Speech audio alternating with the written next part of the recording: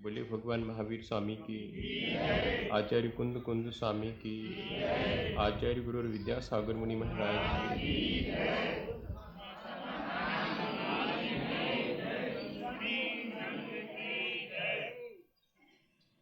जीवन को पवित्र बनाने का जिस दिन भी उपाय शुरू कर दीजिएगा, पर्व उसी दिन से शुरू हो जाता है।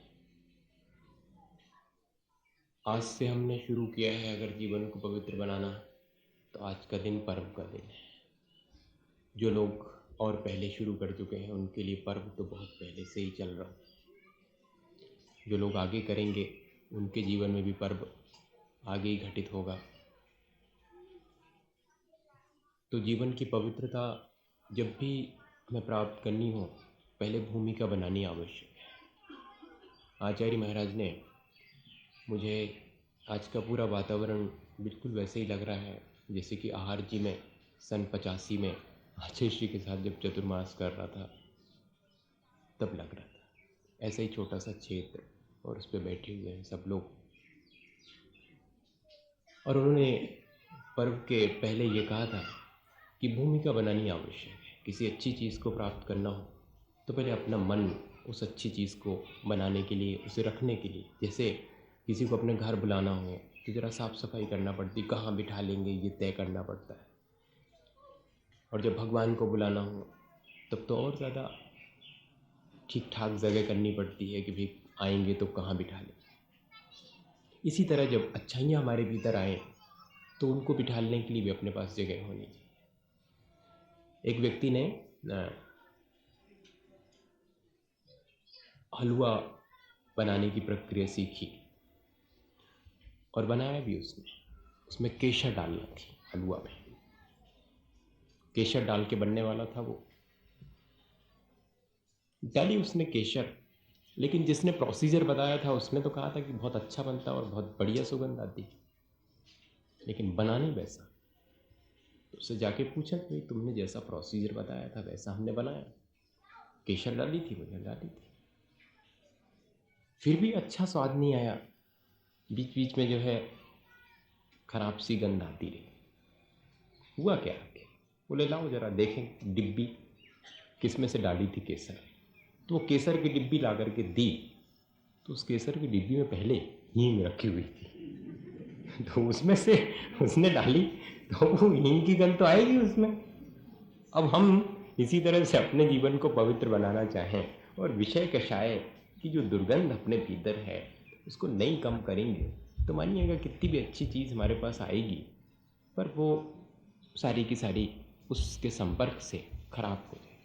इसलिए आवश्यक है कि हम अपनी कषायों को धीरे धीरे से कम करें। कषायों को डाइवर्ट भी किया जा सकता। पिछले दिनों अपन ने इसकी चर्चा करी थी कि क्रोध करना है तो किया जा सकता है, इसमें क्या बात है, लेकिन हमारे हाथ में होगा। हम मजबूरी में क्रोध करते हैं। अभी तो किसी ने हमारे मन का नहीं किया तो हम क्रोधित हो गए, ये हमारी मजबूरी हो जाती है। ऐसी मजबूरी ना रहे। वो हमें क्रोध दिलाए तो हम कह दें कि देखो अभी हमारा मन नहीं है करने का, हम संध्या को करेंगे, भाई अभी कोई ज़रूरी थोड़ी है कि आप हमें क्रोध दिलाओ और हम कर ही लें। ये तो हमारे ऊपर डिपेंड करता है। जब हमें करना होगा तब करेंगे, नहीं करना होगा नहीं करेंगे। तो ऐसी मजबूरी ना रहे, हमारी मालकियत रहे अगर अपने ऊपर, तो मानिएगा कि हम कब करना है, क्यों करना है, कैसे करना है, कितना करना है, ये भी तो हम डिसाइड कर सकते हैं। जब हर चीज़ के बारे में डिसाइड करते हैं तो कषाय के बारे में भी डिसाइड कर सकते हैं कि क्रोध करना है तो कितनी मात्रा में करना है, जितने में हमारा बिगाड़ ना हो, सामने वाले का बिगाड़ ना हो। देखना बड़ा बड़ा मज़ेदार ये चीज़ है कि क्रोध हम करें भी तो किस लिए कर रहे हैं, दूसरे का अहित ना हो जाए और मेरा भी अहित ना हो। अगर ऐसा विचार आ जाए तो बताइए क्रोध कितनी मात्रा में होगा। वो क्रोध होगा ही ना, जो कुछ भी होगा वो अच्छे के लिए ही होगा, क्योंकि हमारा अप्रोच कंस्ट्रक्टिव हो गया है। तो हमारी एनर्जी भी जो है वो जो डिस्ट्रक्शन के लिए जा रही थी वो कंस्ट्रक्टिव हो जाएगी। क्रोध एक डिस्ट्रक्टिव एनर्जी है। इमोशन में आप कभी साइकोलॉजी में पढ़ें तो उसमें है कि क्रोध एक डिस्ट्रक्टिव एनर्जी हमारे भीतर क्रिएट होती है। हम उसको कंस्ट्रक्टिव एनर्जी में कन्वर्ट कर सकते हैं, और वो इसी तरह कि हम अपना इंटेंशन चेंज कर लें। माँ डांटती है बेटे को, ऊधम करके वापस लौटता है, तब भी डांटती है। एक डांटना वो भी है, क्यों? बिगड़ रहा है, दूसरे के बिगड़ने से गुस्सा हो रहे हैं हम। ये अच्छा क्रोध है। बेटा जिद कर रहा है, बीमार है और कह रहा है मिठाई खाएंगे, नहीं खाओगे, नहीं देंगे तुम्हें, फिर भी जिद कर रहा है, फिर भी मैं उठाऊं क्या, मारूं तेरे को? अब भी बुलाती हूँ, अभी पकड़वा के बंद करवाती है, पुलिस से बंद करवाती। और ज़्यादा अगर होगा तो मानता नहीं है तो लाठी उठा के और शायद मारने के लिए भी तैयार हो जाती। वो क्रोध है, वो काहे के लिए है कि खा लेगा तो बीमार सीमार पड़ जाएगा और फिर बहुत मुश्किल होगी, उसके हित के लिए कर दिया है। हम अपने क्रोध को इस तरह से डाइवर्ट कर सकते हैं, अपने क्रोध को एक सही, आप बच नहीं सकते क्रोध करने से, मैं ये जान रहा हूँ, लेकिन क्रोध का इंटेंशन क्या है आप चेंज कर सकते हैं। आप दूसरे के हित के लिए, मैंने थोड़ा बहुत अगर अपने मन को खराब भी करा है तो इंटेंशन क्या है? इंटेंशन ये है कि आप ठीक तो हो जाओ जिस किसी तरह। आपने शायद कभी, मैंने आपको बताया हो कि पंडित पन्नालाल जी के बारे में, कि वो अपनी लाठी जो है स्कूल में और ड्रॉज में रखते थे और लॉक करके रखते थे लाठी, वो मारने की। वो प्रिंसिपल रहे उसमें विद्यालय में। तो बच्चे लोग जब श्लोक याद करके नहीं आते, संस्कृत वैसे ही कठिन, तो याद व्याद नहीं होता था, तो कहते कि तुमने याद नहीं करा, और पहले डांटेंगे, वो गुस्सा होएंगे, और फिर बाद में ड्राज खोलेंगे और 2 ठो लाठी से उसको मारेंगे, और फिर बाद में लाठी वहीं पटक के खुद रोने लगे। अब बताओ, हमने तुम्हें मार दिया, तुम याद करके ले आते भैया, तो काहे को हमें तुम्हें मारना पड़ता? हमने नाहक जो है तुम्हारे ऊपर क्रोध किया, हमें क्रोध करने का मन नहीं था, तुम ठीक से चलो तो हम तुम पे क्रोध काहे को करें?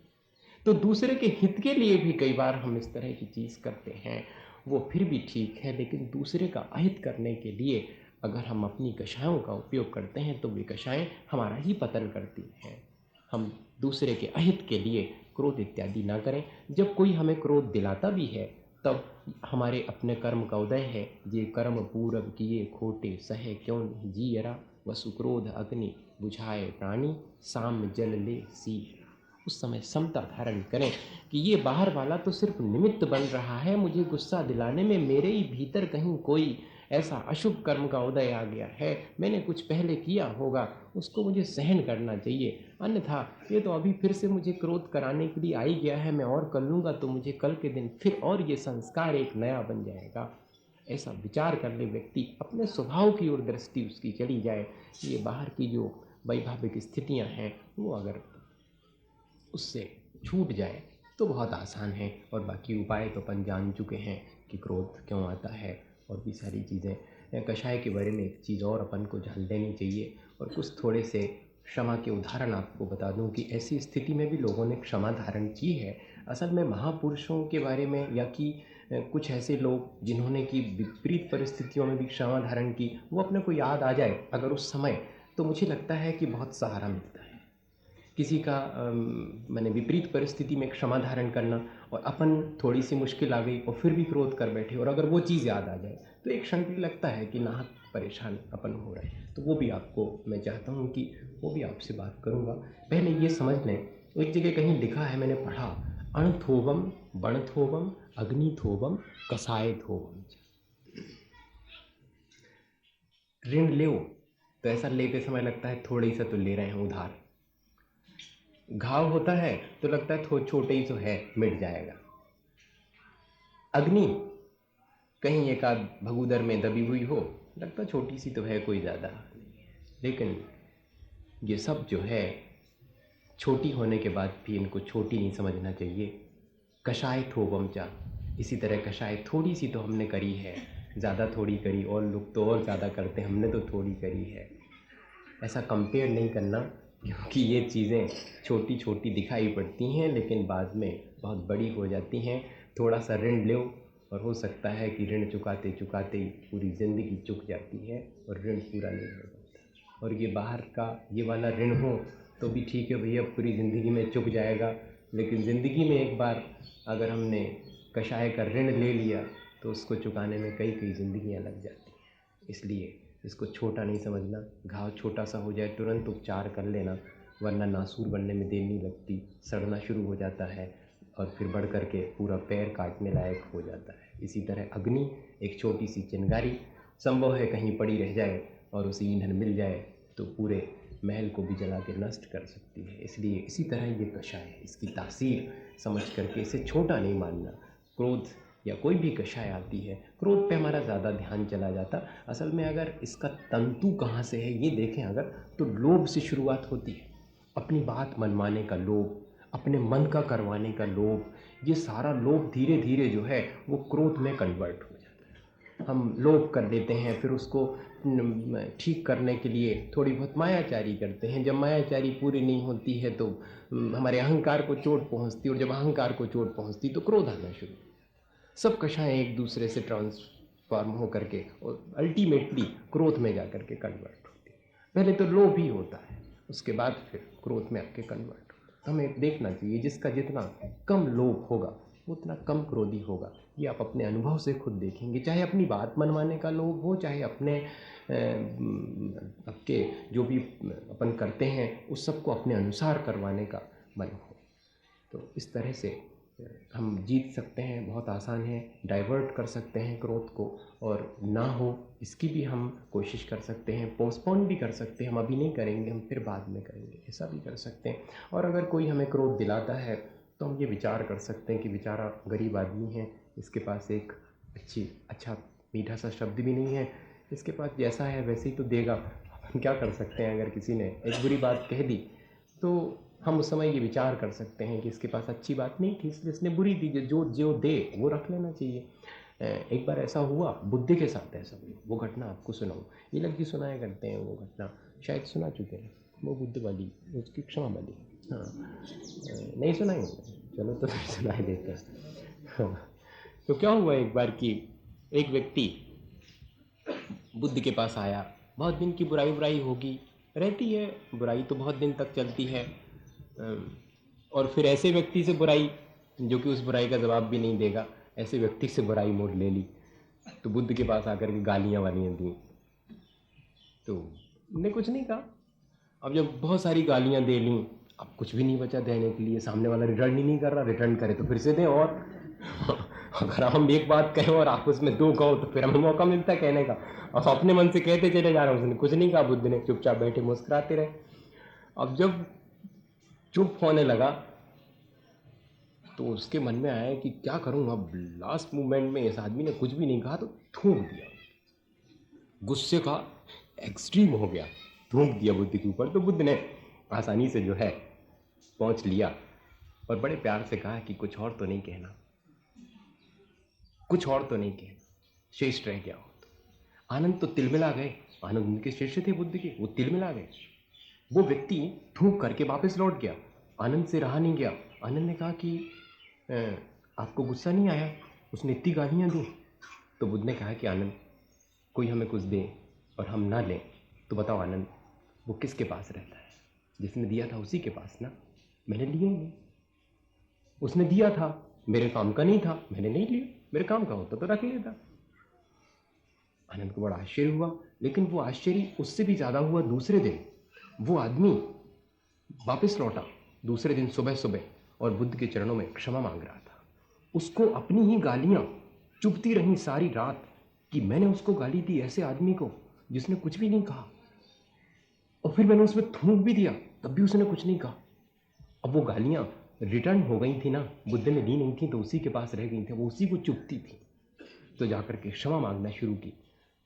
लेकिन देखो तो कैसी क्षमा है कि हम क्रोधी व्यक्ति के ऊपर क्षमा करके भी एहसान न माने कि हमने जाओ तुम्हें क्षमा कर दिया, तब वो वास्तव में उत्तम क्षमा कहलाती है। तुम तो वो आदमी हो ही नहीं जिसने कल गाली दी थी, अगर तुम वही होते तो आज भी शायद गालियाँ ही देते। तुम तो कोई दूसरे आदमी हो, मैं भी तो कोई दूसरा हो गया। वो पेड़ नहीं है, वो मैं नहीं हूँ।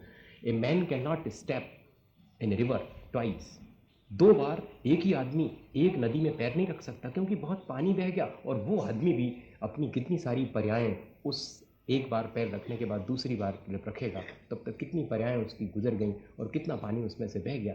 वो बहुत पुरानी बात हो गई जब तुमने गुस्सा हुए थे, वो कोई दूसरा आदमी था। अब क्षमा मांगने की कोई आवश्यकता नहीं, तुम तो अपने में अपने आप ही शांत हो गए हो, जो तुम्हारा अपना स्वभाव। इस तरह से भी हम अपने जीवन को, अगर इन उदाहरणों को थोड़ा सा ध्यान रखें तो जीवन में परिवर्तन आ सकता है। और बहुत प्रैक्टिकल एक आपको चीज़ बताऊँ, वैसे मैं इस चीज़ को कई बार, पर कुछ लोग नए हैं उस हिसाब से जो पुराने हैं वो फिर से उसमें रख लें। मैंने एक उदाहरण दिया था कि ऐसे ही क्रोध के ऊपर चर्चा कर रहे थे MD जैन कॉलेज में आगरा में, कि भाई हम अगर चाहें तो नहीं भी करें क्रोध तो भी हो सकता है। और असल में ये हमारे मन के ऊपर डिपेंड करता है कि हम करना चाहते हैं कि नहीं करना चाहते। सर्कमस्टेंसेस कैसे भी हो, वातावरण कैसे भी हो, हम थोड़ा सा उसको टॉलरेट करें, हम ओवरलुक करें, अनदेखा कर दें, अनसुना कर दें उन सारी चीज़ों को और अपने मन को थोड़ा सा डाइवर्ट करें तो जीता जा सकता। तो वो बात उनने सुन करके एमडी जन से वो बाहर निकले होंगे भाई। तो निकले तो गाड़ी जैसे उन्होंने टर्न की, वहाँ से भी गाड़ी आ रही थी, तो दोनों गाड़ियाँ आपस में टकराईं, हल्के से क्रैश हुई, रुक गई।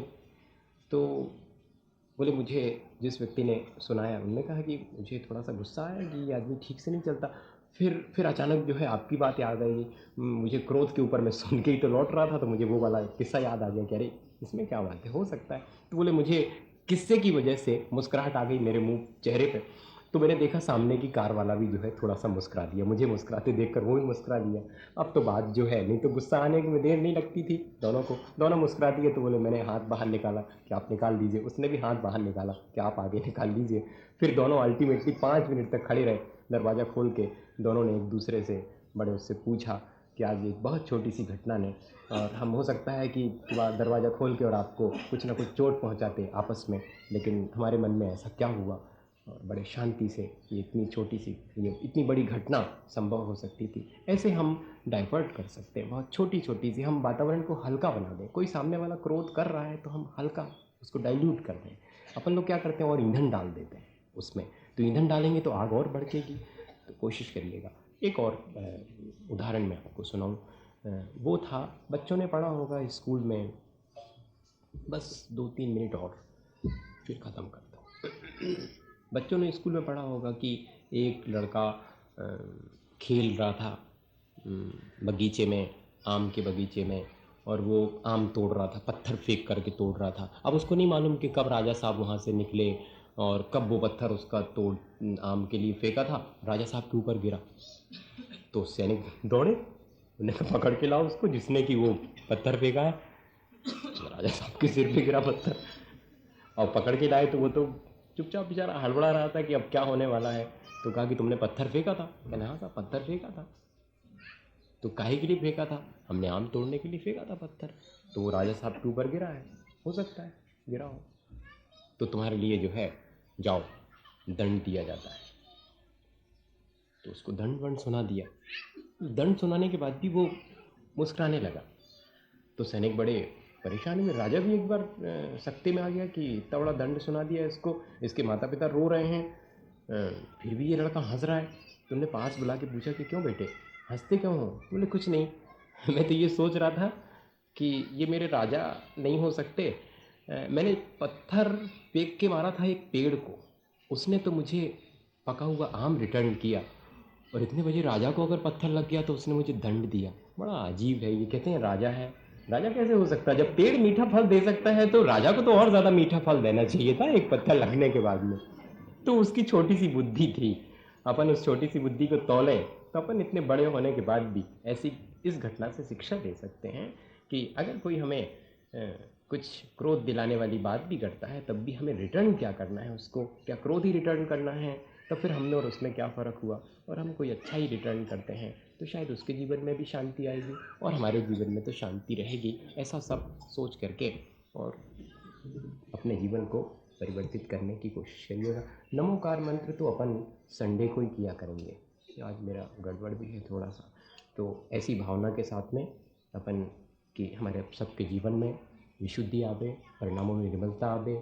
ये कषायें हमारा बड़ा बिगाड़ करती हैं। अब ये कषायें हम नहीं करेंगे, ऐसा मन बना लें। जो हमारा बिगाड़ करता है उससे हमारा ज़्यादा वास्ता नहीं होना चाहिए, उससे हमारा ज़्यादा संबंध नहीं होना चाहिए। तो ये कषायें हमारे जीवन का बिगाड़ करती हैं, हमारी निर्मलता को समाप्त करती हैं। तो इन कषायों से जितना बने उतना बचने की कोशिश करें। ऐसी भावना के साथ बोले आचार्य गुरुवर विद्यासागर मुनि।